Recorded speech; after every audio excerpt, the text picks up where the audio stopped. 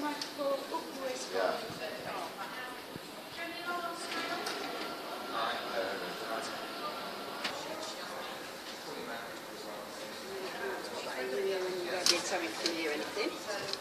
A British Rail breakfast, as used to be called, now an East Coast mainline. Like many things, standards have slipped. Yeah.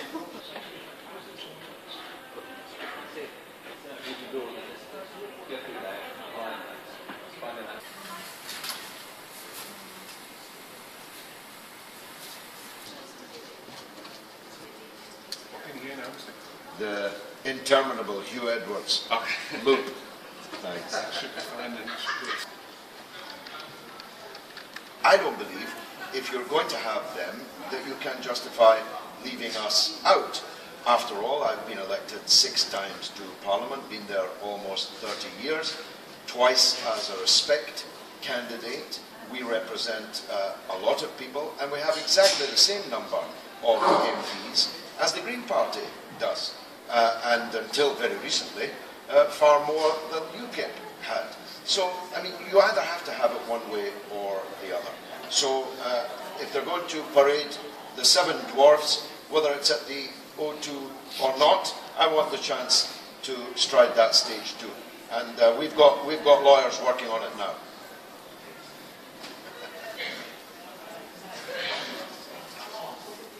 No one's asked us how many candidates we are running, and yes, kindly, 25 at the moment, and we hope it will be considerably more. And if I could get on the stage in the leaders' debate, I assure you we'd get a right few votes. So it's just not fair, this scheme that has come forward, but neither is it logical or rational, and won't stand up to any court examination in my view.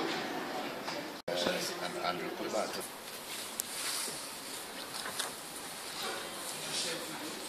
Galloway in the streets, that the meeting, the choice was packed by the still existing Bradbury system in Bradford, whereby people are chosen not on the basis of their ability or even their ability to win the seat, but on the fact that their grandfather came from the same village in Mirpur in Kashmir as your grandfather did in the early 1960s. And as we proved in the Bradford West by-election, it's just not good enough. Were you surprised by the Labour Party agreeing to it, basically, tacitly going on? Yes, I mean, Ed Miliband said that he had learned some big and important lessons from the beating we gave them in Bradford West, but that's one lesson he doesn't appear to have got. I assumed that the Labour leadership in London would pick the candidate in Bradford East, and in Bradford West for that matter. But the suspicion is that Bradburyism picked Imran and is going to pick my opponent if and when they ever get around to choosing him. English votes, what are your thoughts thus far? Well, it's all about definition. What is an exclusively English matter? For example, the National Health Service is a devolved matter in Scotland, but clearly what happens in the National Health Service in England has a knock-on effect in the National Health Service in Scotland.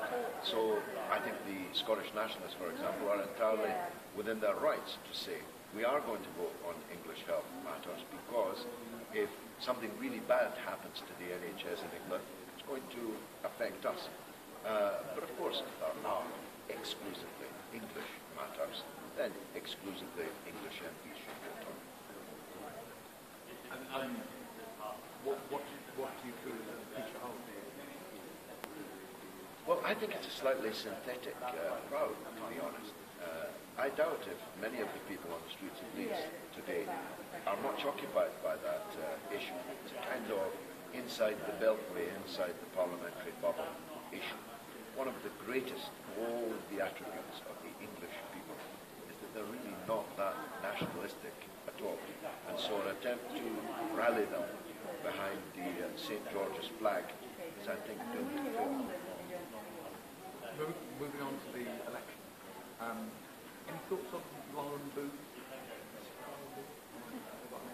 Yeah. how's that going?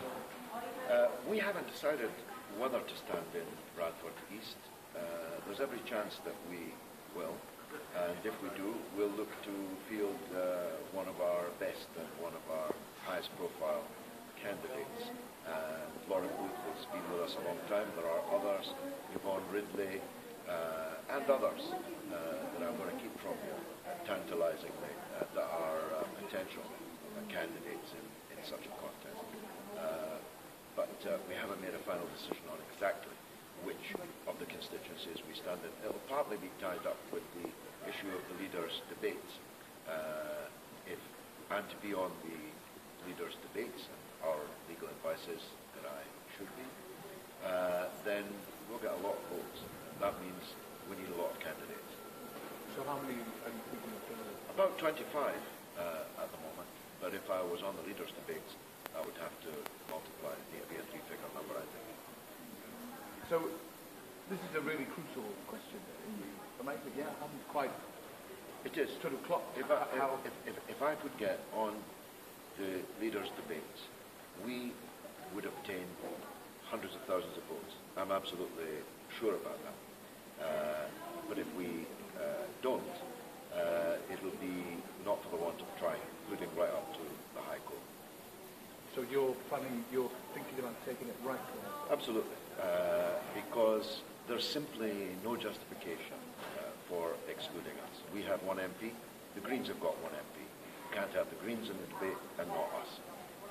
You can't have separatist nationalist parties in the debate, but not Irish unionist parties in the debate. So the broadcasters have got themselves into really quite a tangled web here.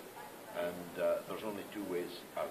They either have a debate just between David Cameron and Ed Miliband, or they have a debate involving the parliamentary leaders of parties represented in the House of Commons, in which I've sat for almost 30 years.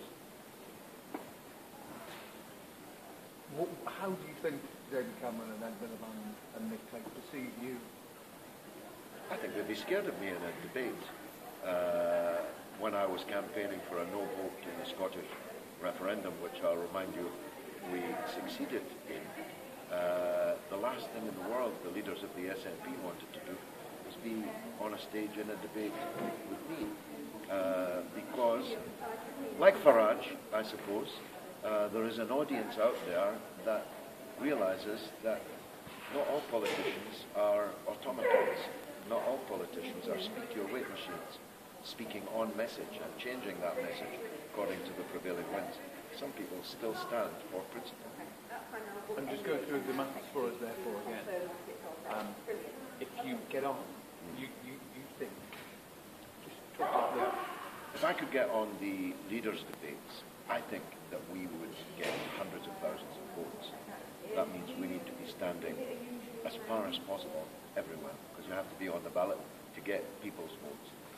And if we don't get on the leaders' debates, then I think the court will stop the debates going ahead, because with one MP, we're exactly the same as the Greens, and we stand everywhere in the country, unlike the Welsh nationalists and the Scottish nationalists. So whichever way you look at it, the broadcasters are going to have to include all of us or none of us.